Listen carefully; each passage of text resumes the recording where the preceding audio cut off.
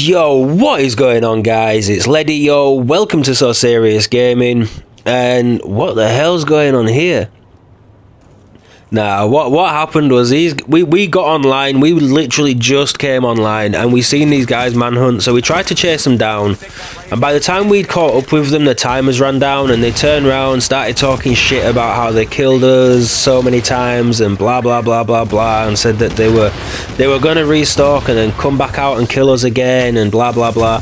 So we just kind of gave them a bit of friendly advice and we're just like, well, no, I don't think you will, because one, that wasn't us you were killing, since we've only just come on the server, and two, we're gonna run this server now. So we killed them, they came back out, we killed them again, then they stopped coming, so we ended up just standing there doing jumping jacks, holding our hands up, all that kind of stuff, and then they came behind us with another squad, and which is what you're watching now.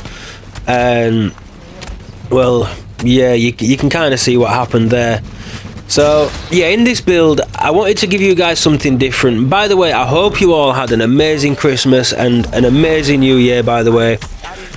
Mine was cool.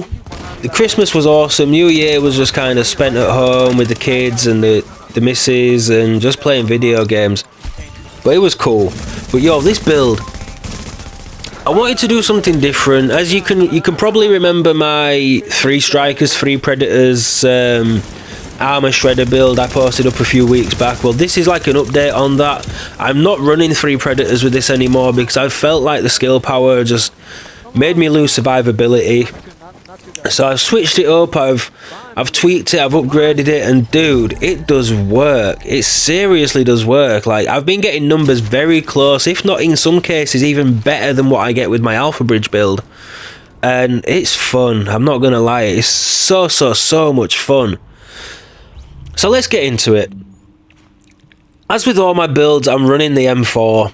It's the same M4 I've got in all my other videos, so I'm not going to go too deep into it. And then on my secondary, I'm running the MP5 ST, and even the MP5 still does work. It doesn't hit as hard as the M4 does, you know, due to it's got lower damage for a start, and the M4 obviously has higher enemy armor damage, but it still does work. It's rolled with deadly, vicious, and destructive. I had to roll vicious on the middle talent because the middle talent was inactive. And destructive, I mean, destructive could be changed for fierce or something, but it's still viable on an SMG, and it adds to the EAD that I've already got as well, so it just adds to the raw damage output as opposed to increasing my crit chance or crit damage. I'm running my Barrett's chest piece that I run on my Alpha Bridge build. The only thing wrong with this chest piece, in my opinion, is the lack of ammo capacity. The health on kill is helpful. It helps to activate my health regeneration, and it'll give me a little bit of health, and if there's a few red NPCs around, you know, kill 3 of them, that's 12% of my health back, so it's handy. The mask I'm running is Striker's Mask, rolled with stamina. It's got skill power, enemy armor damage, and the stamina mod with armor, as are all my mods are rolled with armor. Firearms, whatever it may be, they always want armor on them. The knee pads, again, rolled with firearms, rolled with armor, burn resistance, enemy armor damage, and bleed resistance. Stamina mod with armor again, and I'm running Seeker Mine damage on my performance mod. The holster is godlike, absolutely godlike. I love this holster. Like, just yeah, I don't even need to say anything about that. And the performance mod Seeker Mine damage. The gloves are Savage gloves, rolled with assault rifle damage, crit chance, and crit damage. Obviously rolled with stamina. Ideally, I would have liked the stamina roll a little bit higher, but you know, it's in the 1200s, so I can't complain too much. It's not too bad. I mean, it could have been like 1150, so I'll take it. And the backpack, as I'm pretty sure you can tell by my skill power, I'm running a specialized backpack. It helps with your cooldowns, it gives you stronger heals, it makes your other skills stronger, and obviously again faster cooldowns. And it just helps overall with survivability, and it helps with your team as well. It's rolled with armor and ammo capacity, it's got stamina, again mod rolled with armor, and 2 self-heal mods. The performance mods, I obviously switch up depending what I'm using. I use Seeker Mines mainly if I'm solo or if my squad needs some crowd control. I don't use them so much for damage. I use them for crowd control because they separate, they hit multiple targets at once, and there's a chance that it can apply bleed to somebody, if not multiple targets as well. So that's why I use that. I may use the immunizer, or I may use a pulse or a flashbang. Depending on what my team needs, I'll switch it up. So as you can see, my crit chance isn't the best. I want to get that up a little bit, but with the damage output and the enemy armor damage, it kind of compensates for the lack of crit chance. Plus, I have adept, which gives me, when I use a skill, I get an extra 7.5% crit chance, I think it is. And then if one of my teammates is generally running a pulse, which is going to give me an extra 20%, give or take, on the crit chance. And as you can see, enemy armor damage is 67%. Now, the cap, I've heard, on the enemy armor damage is 80%. Now, I don't know how legit that is, but I've heard it's 80%. I believe between destructive, the enemy armor damage on the assault rifle, the mask, the knee pads, and strikers, I believe you can get up to 70%.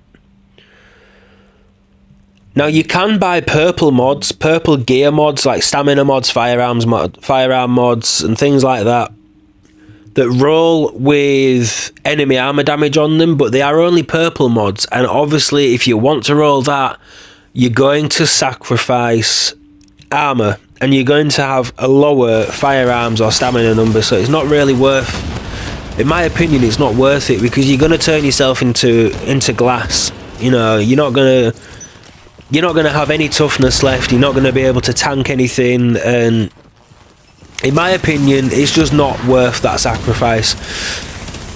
68% to 70%, in my opinion, is more than enough. It translates to about, in PvP, I believe it's a third of your enemy armor damage applies to PvP. So essentially, it's about 21, 22%, maybe 23%, depending on how much you actually have. I think mine works out at like 21.7% enemy armor damage in PvP, which is a big chunk. That's nearly a quarter of their damage mitigation just ignored completely. So I mean, that's a big difference. You know, it's not like it's a minute difference. That's quite a big difference, and it's noticeable in the numbers compared to where, say, I was to run this build but without the enemy armor damage. Like, it is a huge difference, I'm not gonna lie, but the build overall is just so much fun. I have higher skill power than I can get with my Alpha Bridge build, because obviously the mask has got the skill power rolled on it. Now, I could essentially have crit chance instead of the skill power, which I'm possibly going to do. If I can get a mask that has the rolls on it that I want, I might put that for crit chance instead of the skill power. You could have it for health, or you could have it for exotic damage resilience as well, I believe. So there's a few options you could go with on that one if you didn't want to have the skill power on there. All in all, this build is just a lot of fun to use. It can hold its own against Alpha Bridge. I'm not going to say it's better than Alpha Bridge, but it's certainly good enough. Now, you could tweak the build if you wanted to. You know, you could change it to 3 Predators Mark, you could change it to 3 Alpha Bridge, or even 3 Banshee, because obviously the 3 Banshee gives you 10% damage to enemies out of cover, which most PvP encounters are going to be to players that are out of cover. So again, that's another useful setup you could go with. I went with the 3 high ends because of specialised. I like having the skill power. I feel like it gives me more survivability on my own, but it also allows me to provide my team with better support as well, in stronger heals and stronger skills and stuff like that. So that's why I went with this route. And the Barrett's chest piece is just godlike. You can use it in so many different ways for so many different situations that it just makes sense to use it. But yo, I hope you find this build interesting. I hope you guys enjoy it. I'm having a lot of fun using it. Hopefully you guys try it out. I highly recommend it. If you enjoyed the video, guys, please hit that thumbs up.